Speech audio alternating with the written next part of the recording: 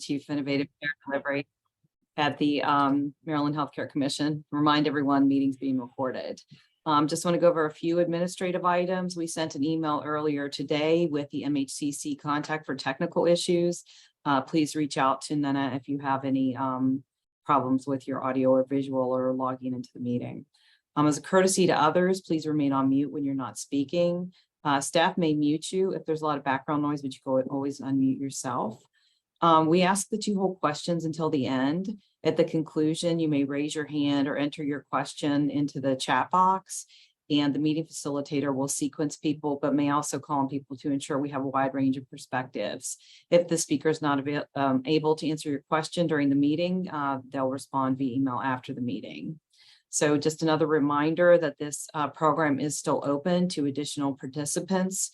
We did decide to do an ongoing enrollment because we do have a lot of interested practices. We do accept all specialties and sizes. So if you know of anybody who's interested and you think could benefit from this program, please let us know. So with that, I'm going to turn it over to Alyssa. I think this is a very interesting training. It's about making the business case for practice transformation. Because after doing this for 13 years now, the thing I hear a lot is, I understand clinically why I should do this, but why should I do this as a business? Like, how does this help me operationally, financially? So I think there are some good things today that she's going to be going over to answer some of those questions that I commonly hear. So I will turn it over to Alyssa. Thank you, Melanie. And Nene, I am not able to share my screen.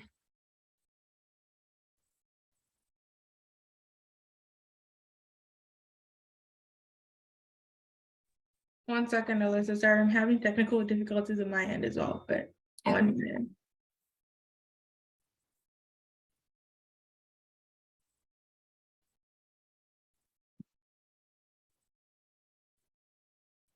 You should be able to share now.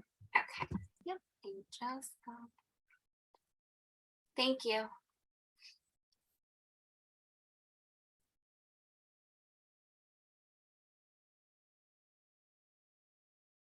Okay. So the disclaimer, the content of the following slides are excerpts from the Centers for Medicare and Medicaid. All right, let me minimize that. Services Transforming Clinical Practice Initiative. And the link is included on this presentation as well. So introduction, what you will find in this module. Sustainable business operations prove essential to any successful organization. However, those activities are not just restricted to finance staff. So in small practices, finance staff may be viewed as the work of a single finance or practice manager. And in a larger practice or hospital-based practice, it may be viewed as an isolated department at the parent organization. Most practice staff have not been trained in business skills and do not have access to financial information. So to thrive in a value-based payment arrangement, everyone needs to be involved. So just as all staff in a transformed practice play a role in quality improvement, everyone in the practice can also play a role in its ability to thrive in the reimbursement environment. Several TCPI change concepts relate to ensuring a positive business case and sustainable business operations over time. Others are important for everyone in the practice to understand so that each individual contributes in whatever way that they can. In this module, you can explore the 7 change concepts that address the business case and suggestions for taking the first steps, and we will review some of those today. So the business case. And here we combined the change package and the module together. That way it's more streamlined and we can kind of see how they apply to the module. So maximize the benefit of participation in alternative and performance payment arrangements, effectively manage the revenue cycle, including billing and collection processes, recognize and reward innovation and contributions to organizational goals, share financial data transparently with staff and providers, and develop their capabilities in understanding the organization's finances and in using business practices and tools. Document the organization's business case at multiple levels and to multiple stakeholders. Streamline workflows and increase value of all steps and eliminate waste wherever possible. So the business case of any organization appears quite simple on paper. It's the function of revenue or funding received and expenses incurred. So the difference between the revenue coming in and the expenses going out contributes to the margin. The more a practice can increase revenue or reduce costs in various areas, the greater the margin available to support resources for care coordination, investing in technology, and addressing the social needs of the community, also rewarding the staff. So we have an image here. So margin equals revenue minus expenses. Total cost of care. To ensure sustainability, a practice must first understand its current business case. Like any journey, it is difficult to develop a pathway unless you know your starting point. So this is where our data can be helpful. Understanding the total cost of care is a system-level business case that underpins many alternative payment models for practices without full access to payer cost data. We suggest first looking internally. So we've discussed before that some can come from your payers, but it's great to be able to pull that within the practice. Strategic use of practice revenue. So maximize benefit of participation in alternative and performance payment arrangements. Engage in direct contracting with payers. Consider accepting capitated primary care plans for patients with high deductible plans. Explore inclusion of appropriate ancillary services. Consider setting up a drug discount program if eligible. Apply for grants as permitted. Evaluate whether and how to bill for phone care and telehealth, and making sure that we have the most up-to-date information for those things as well. Consider hiring a consultant to assist you with the transformation efforts. Develop a plan to expand practice capacity to drive more patient volume and growth, and considering retail clinics as well. So some things to consider to effectively manage the revenue cycle, including the billing and collection processes. And this is quite a list, but some of the things that we can do. So minimize claims rejections from all sources, review and adjust ChargeMaster to maximize alignment with allowable reimbursement. Review billing versus collection to ensure payment accuracy. Maximize point of service collections, provide data and feedback to staff about collection rates and rejection, perform periodic coding results, educate and continually provide feedback to clinicians, assist families with Medicaid enrollment if applicable, appeal all denials, design a risk management protocol to hold bills for patients with bad outcomes, use sliding fee schedule based on ability to pay, and right-size the revenue cycle staff. Ensure completeness of billing, such as chronic care management, palliative care, advanced directives planning, and use dashboard and metrics to identify quality improvement opportunities. So steps for sustainability.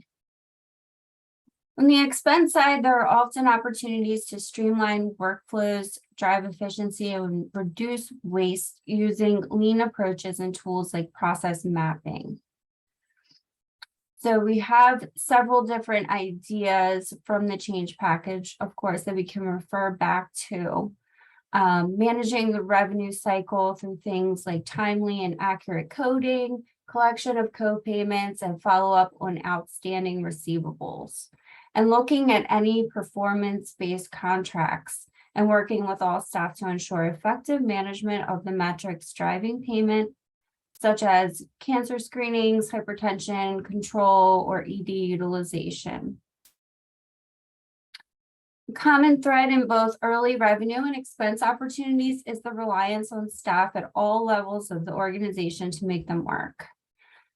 Meaning all members of the staff need to understand the big picture of the practice's business case and where they fit and can make a difference. Transparency of this information is essential, though it may require some degree of skill building to make the information meaningful. Getting everyone involved in working on sustainable business operations means recognition and reward of these same individuals when they offer ideas that add value. Workforce vitality and joy in work. So recognize and reward innovation and contribution to organizational goals. So some things to help the staff along the way. Celebrate suggestions for improvement and solution ideas developed by staff, making sure that the staff have time for innovation, and you can also hold like a contest for innovation. Create design sessions and facilitate creative thinking, and to train the staff in design thinking. Include expectations about participation in QI and performance reviews. Use incentives to reward improvement at the individual and team levels, and tie compensation to team, departmental, and organizational goals. And that brings us to capability to analyze and document value. Share financial data transparently with staff, providers, and develop their capabilities in understanding the organization's finances and in using business practices and tools. So some things we can do for this is to conduct business fundamentals training, such as lunch and learning sessions. Make sure budget preparation occurs at the level the costs are incurred. Sharing financial implications of care decisions. Sharing prices charged for various services. Dedicate a meeting to explaining the practice's financial statements. So just an idea, but if you're holding a weekly staff meeting, you could certainly cut out one or choose 1 week of the month where you're sharing that information with the staff. Document the organization's business case at multiple levels and to multiple stakeholders. Analyze internal costs of care by service and population characteristics. Use external benchmarks to compare your internal costs and revenue metrics, such as your cost per visit and revenue per provider. Determine profitability by site and service. And next we have efficiency of operation. Streamline workflows and increase value of all steps. Train staff in lean approaches and the concept of value. Consider hiring or training internal experts in the process improvement. Use lean principles across the organization, such as defining waste and identifying value through the patient's eyes. Use process mapping to document workflows and identify value add and non-value steps. And convene regularly to discuss and improve workflows to optimize the use of EHR. And some ideas on how to eliminate waste. So keeping track of your inventory and having a set approach to monitor. Establish pool production principles. Put supplies in kits when frequently needed together. Cross-training staff, using diagrams to track the movement through the practice, and standardize workflow across care teams and sites where possible. So really having a process in place. And then we have some resources. A variety of available tools and resources can assist in developing sustainable business operations, including many tactics in the TCPI change package. So 2 of these AMA Steps Forward modules can help develop your sustainable business operations, and those links are included in the presentation. So now we will open it up for our Q&A and peer learning session. I'm gonna stop sharing. Okay. So does anyone have any thoughts about this module or any questions? Or do you want to share anything that you're doing? I'm curious to hear if you do share with your staff or at certain levels of your staff, any of this financial data or the overall business side. Is it limited to your finance staff? For us, it's been complicated because having come through the COVID situation, we have 40 people, and I tell you, sharing information with the regular staff is that's dangerous. The expectations you started to get from staff, because we also have profound revenue declines. I mean, we got hit so hard. We had a 40% decline in revenue in 2020. And then it started to come back up slowly. But then, we got some incentives. We got PPP, we got Medicare funds, but the staff hear these, the doctors are getting all this money from the government, and why aren't they paying us more? And they should be coming to us. And it was shocking, the misinformation and the attitude we were getting from people for months, and even it's extended till now. We're still not 100% recovered. So I think with key financial people, a practice manager and my billing managers, they need information. They need to be motivated. They need to understand what's going on. But beyond my key leadership, it's really, really a problem. Now we'll say that there are ways to incentivize. I think we haven't done this effectively yet, but we've thought about having competitions for collections up front, who can collect a certain amount, certain month, and we've rewarded people a little bit for that in the past, but that's not a process we've been able to sustain. We kind of did that a few times and kind of petered out. So I have a lot of mixed feelings about some of that stuff. Now, of course, this is a huge presentation. This is you could hire an MBA to come in and work on this stuff for 2 years in a practice to build it out.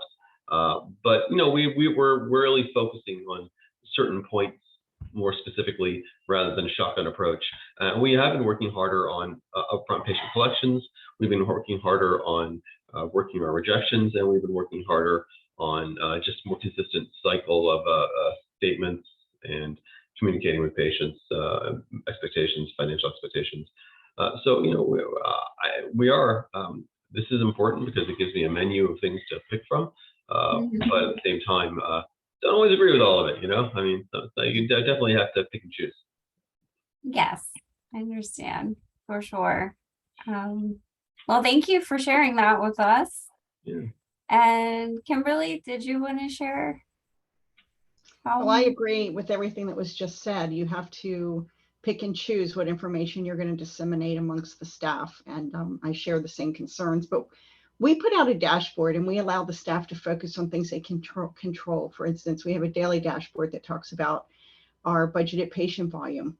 They can control that. We put out a dashboard on our labor costs. They control the labor costs, right?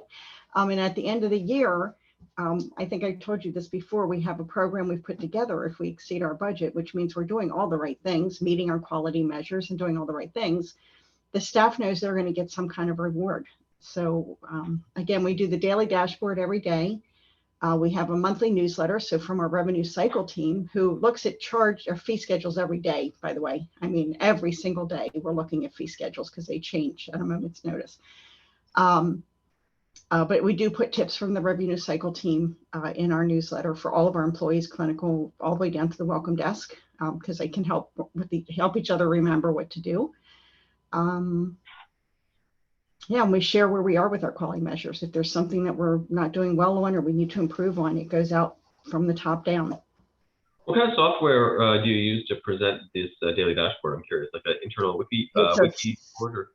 Simple Excel worksheet, Okay. nothing special. So you work the worksheet and publish it every day? Pardon me? You work the worksheet and publish it every day? We do, every day. And it's 3 pages long. The first page is our budgeted volume for the day, and then we have a month to date comparison to budget, and we have a current year to date comparison to budget. And then we have broken that down for even our providers. So we budget by provider. So the second sheet will be by provider, transparent to everyone. Here's where you were budgeted, and here's where you stand. Okay, thank you. And Dr. Clark, did you want to share anything that your practice is doing when it comes to this topic?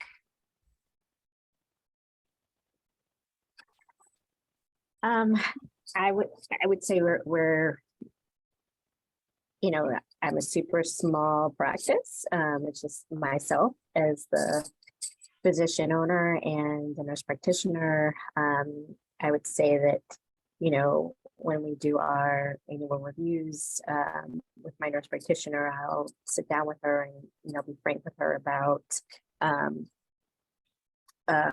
you know, salary increases or not increasing and what's that based on. And, you know, I'll show her the P&L and, you know, let her know that, hey, you know, our expenses were more than, you know, our receivables, and, you know, I can't give you a raise, but I can, you know, just kind of talking to her and finding out what's more important to her. And it's, you know, I can give her more PTO. I can, you know, it's more important for her to travel and have time off necessarily than to necessarily increase her pay. So I'm, you know, frank with her about how the practice is going, and, you know, encouraging her to do different things like write a newsletter that we can send to our patients to, you know, that focuses on her to kind of build up her patient volume, you know, and letting her know that it all plays into, you know, if we don't bring in the patients and we're not seeing the volume, then, you know, there cannot be a pay raise. Right. Okay. Yeah, absolutely. Because then it's in the long term increasing the overall revenue of practice. So Right. all important. Thank you. Okay. I was also curious. I know that I've met with Dr. Clark and with Kimberly many times, but is everyone doing in-house billing, or do you use third party? I know there's some virtual assistants that some practices are using, or different types of relationships like that. We're in-house. Okay. We're a 4-office. So I'm an allergist immunologist for the people I've met, and so we have a 4-office, 5-doctor, 2 nurse practitioner practice in Baltimore, and so we have 2.5 full-time people, 3 people. Yeah, no, 3 part. No, let's say 3 FTEs doing billing. Okay. Kimberly, you're muted if you're. Oh, there we go. I'm mute challenged. We outsource all of our coding, so all claims are pre-claim reviewed, but all the claim processing and collections is in-house. Okay. And my biller is not in-house. So we have to make, you know, everything available to her through our different computers, and she just takes a percentage of the revenue. Okay. Well, thank you all for sharing that. I did also send out the case study, and that just gives us an overview of another example of, I know we've sent them along with each of these modules. So that, let me pull that up really quickly so we can just glance at an overview of that.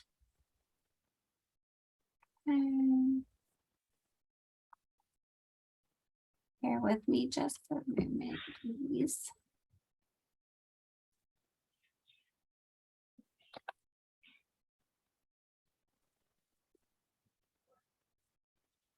I have a quick question of the other practices.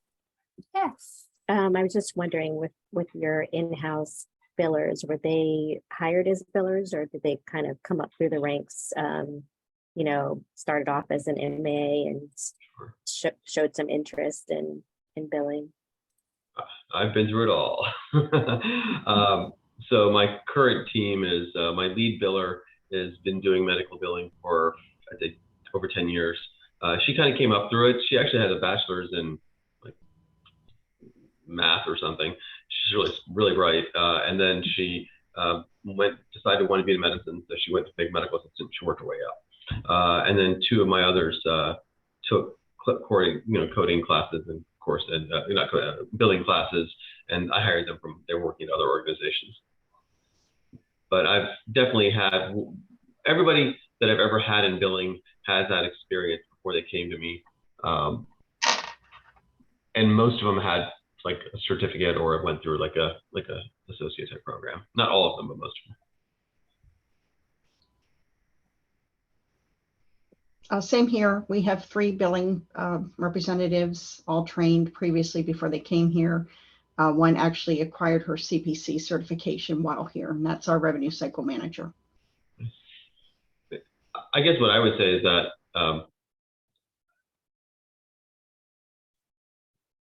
it's essential to have somebody with some experience or background knowledge. It really is.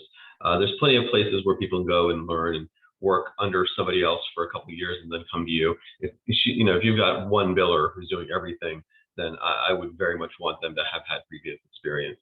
And even coding, none of my people are certified coders currently. And I think that's a disadvantage because then it doesn't give us the opportunity to do effective in-house audit. But I'm a pretty good coder, but not, and I tell you, with the new E&M coding guidelines, it's so much easier. But you know, that's my 2 cents. I think you definitely need somebody if you have one person doing it. But it sounds like you're outsourcing, so hopefully that person has either a team of people who are experienced or is kind of has somebody overseeing the lesser experienced people. Do you guys have to do your own follow-up, or do they do follow-up on denied claims? They do follow up. Good. And you keep an eye on it? Yeah. It's hard. I don't know that I can. I can't. One eye. Yeah, I tell you, I see patients 4 days a week, so I don't see patients on Wednesdays. But I've got other stuff. I'm trying to live a personal life too, right? Right. So what's that? Work-life balance. Yeah, and I did that. I took the day to do that, so I don't sit here looking at billing all day. But I've got good people. We're rebuilding the process. I had to go through one of my billers, my chief biller about 3 years ago, we lost her for a few months because she went to jail for drunk driving. Oh, So, no. like things like that happen. And so then, you get left on the lurch. We had somebody in-house and she spun out of house for a while. So then we outsourced to her. And then she moved her whole business to Florida, and then that became weird. And then, so, yeah. I think if you're going to have an in-house billing department, you really rely a lot when they're reporting to you regularly. For us, it's weekly, on their benchmarks and their metrics, their days in AR, their AR buckets, their denial rates. That's going to be really important. I totally agree. And I'm still building that reporting process out, trying to get my people to get to that point. And we're making progress, but yeah, still not happening for us, unfortunately. And I would certainly not understaff yourself to the extent, like I said, that you can't look at these fee schedules constantly because again, they constantly change. But, Kimberly, about that though, the fee schedules, I mean, the reality is, we're 40% Medicaid probably, and then 50 to 60% private, and then 40 to 50% private, and then 10% Medicare. We've only seen contraction in our fee schedules in so many places over the years. I hear what you're saying, review it, but I mean, your contracts don't change, do they? Our contracts don't change, but our contracts are driven, we're in pediatrics. Our contracts are driven by the fee schedule, so. Yeah, sure, I hear you. And if so do you have, from your private payers, for instance, Care First, United, are you getting published fee schedules from them on a quarterly basis, or how's that working? They post them. You can go right into a They all portal post. and get to them. Mhm. Okay, I don't. And the ones I they don't don't know. post, and the ones they don't post, because those are out there too, you just watch the payments. And if you start seeing, 100% reimbursement, you can. Oh, of inch it course, up. absolutely. Yeah. And I think Medicaid is every 6 months, correct? Okay. Like they update everything. Yep. Okay. Well, that was a good conversation. I enjoyed listening to all of your feedback and what you're doing. It certainly can be, my background actually is in billing. So I understand if you're a solo biller, it can be difficult to take time off, as Dr. Singla mentioned. But I tell you where we got burned this past year too is on buy and bill of medication. That's a whole separate thing. We were buying and billing biologics, and that just was too cumbersome. I won't even get into the problems with that. Yes, there are challenges, all of the time, I feel, with certain things, and we just have to keep on top of them as best that we can. So I will just go through this very quickly. I won't read through the whole thing, but I did just want to share it with you. Again, to the right, it gives us the practice spotlight, specifically about a practice in Oregon that was a privately owned practice of 9 providers and has been around for 60 years. They were facing some financial challenges. So this gives us the challenge summary. Small practices under 10 practitioners thrive in a fee-for-service environment and may not be prepared for the transition to value-based payment arrangements, which threatens their financial performance and ability to remain independent in the future. So the solution: identify an administrator to lead strategic financial management with medical staff in thinking and actions to address the challenges. So infrastructure and resource limitations, underestimating the roles of practice stakeholders, physician engagement, staff engagement, clarity of the reciprocity of value-based arrangements, communication barriers with local healthcare and insurance payers, and organizational trust. So the change steps: practices can introduce concrete changes to their workflows and systems. Join a local collaborative to get guidance from peer organizations and create a forum of practices of sufficient size to be attractive to payers. Commit to delivering quality improvement rapidly by setting targets and establishing accountability for results in 6 to 9 months. Aggressively manage cash flow while negotiating new contracts. Engage all staff in transformation work to make informed, transparent decisions to prepare them to transition to value-based payment arrangements. And then we have our change tactics as well that apply here. Successful practice transformation tactics fall under person and family-centered care, sustainable business operations, and quality improvement. So practice as a community partner, strategic use of practice revenue, workforce vitality and joy, capability to analyze and document value and efficiency of operation. So these were all items that we just reviewed in that module 4 presentation as well. So I did send this to all of you if you would like to read through it to see what this practice did. And I just wanted to open it back up and see if anybody had any other thoughts or anything they would like to share.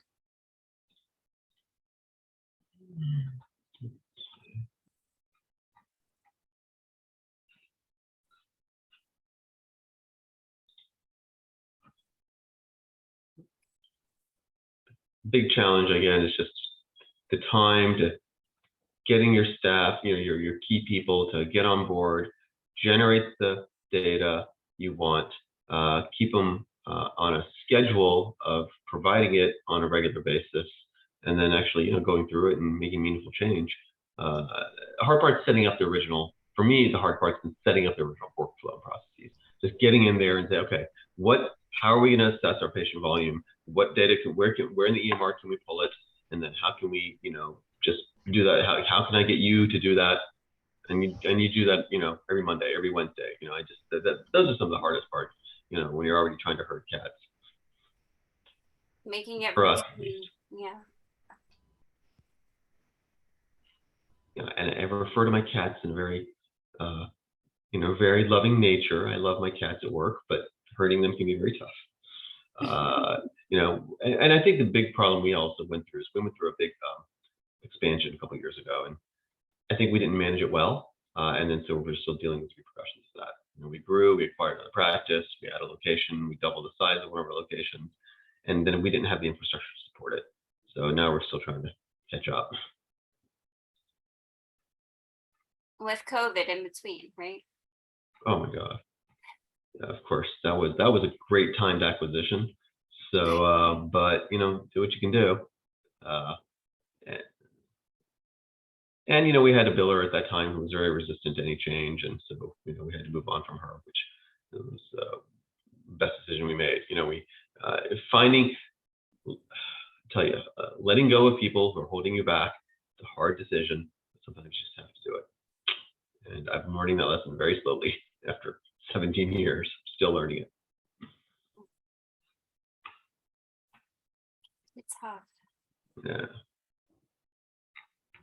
So at Right Time, how many locations do you guys have now? Because you guys have gone through big growth in the past few years too, I think.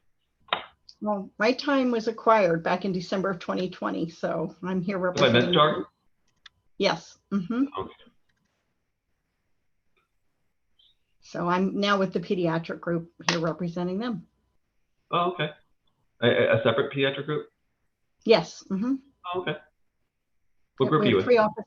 three office locations, 15 providers. What group are you with? The pediatric group, Where? Davidsonville, it's called the pediatric group. Oh, is that the shore? No, Where's Davidsonville? What county? Davidsonville is just outside of Annapolis. Oh, okay. We have Annapolis and Crofton. Oh, got it. Okay, so I'm in Baltimore, I guess. Okay. Yeah, it's like right off of 50 between kind of like Bowie and Annapolis. Okay, I should know that. My wife's from Bowie. Okay. Yeah, I used to work for the pediatric group in the Severna Park. Oh, okay. You did? When did you work there, Dr. Clark? Your name looks familiar, Dr. Clark. Yes, I worked there I think 2004 to 2007 In Severna Park? in Severna Park. Yeah, I was with the other doctor. There was another Dr. Clark. Is he still? He's not still there, is he?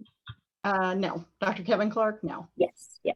I think Because my he's kids used to go to that location. They're 20 and 21 now. Oh, Well, they actually started with, oh my gosh, I won't even remember his name. The Dr. Grawl, Dr. Grawl.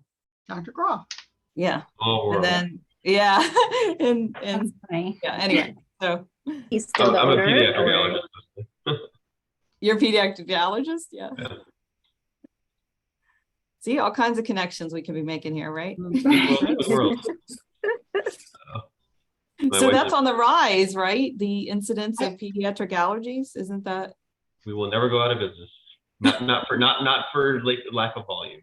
Right. But there's a lot of us in town too. So but I see adults and kids. I see all ages, but I do mostly children. And my residency is pediatrics. So yeah. I thought you said anesthesiologist. Okay, it's an allergist. I thought the same. Allergy immunology. Yeah. How long have you been on your own then? Since 2008, Okay, for a long time. Yeah. for a long time. And it's still a struggle, but Let me tell you, there's days where I could like to go back out on my own though. Lonely at the top, Dr. Clark. it is. But yeah, I couldn't go back to working for anybody else. So got to make it work. Sure. Yeah. I've always wondered, like, oh, why would somebody leave a big group after they built it? I kind of know now. So I joined somebody. But we grew it together. But still, yeah. Yeah, the 40 patients a day was a big Oh. grueling. So I definitely wanted to slow down. Yeah. And I have. Good for you. That's part of the reason why my wife left. Is that's just too much. Yeah. She's general peds too. She retired years ago. And working in the inner city doing that was just, not a good combination. Didn't have the resources to take care of the people. So. Right. Yeah. Anyway. Yeah. Well, we really appreciate you guys being part of these and obviously talking to each other about what's working for you, because what works one place doesn't, it doesn't always work for everybody else. So, you guys participating in these is great. So if you have, again, we always ask for suggestions and feedback, happy to always have those. But we have 3 more that are left in this.